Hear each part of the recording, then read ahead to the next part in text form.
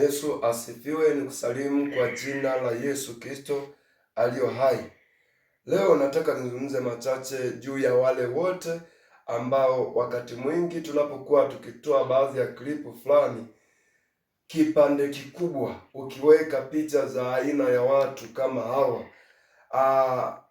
unakutana na klipu, unakutana na komenti zinazosema sisi huko hatupo, umejikatia tamaa, unapenda kufa.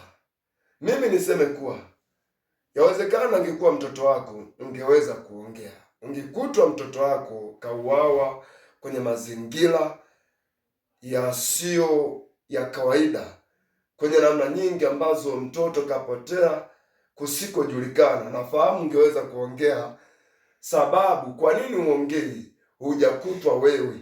Sasa wengine, baadhi ya wengine tunakutana nao live, acha hizo, umezidi sana, punguza, naweka watu aina hili, watakupoteza na wewe. Sikiliza mpendwa, wengine tusipoongea, hakika hatujisikii kwanza kuona mtu anateswa alafu ukanyamaza. Kiukweli huo sio binadamu kabisa. Hebu basi nisome maandiko alafu nifafanue machache. Kitabu cha Matendo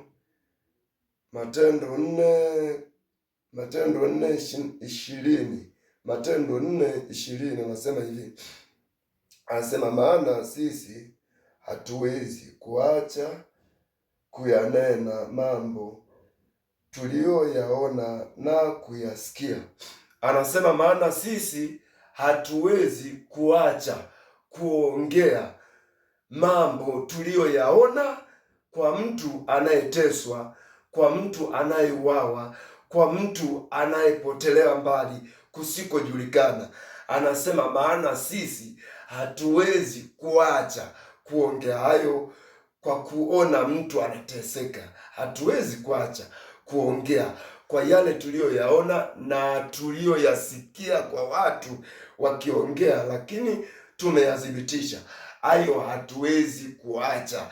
Kweli tunaona hatari zinatujia, mateso, vifungo na vifo tunaviona mbele yetu, lakini hatuna jinsi, kwa sababu hiyo tunatimiza ni maandiko, lakini pia ni wajibu wa mtu yoyote aliyoumbwa kwa mfano wa Mungu.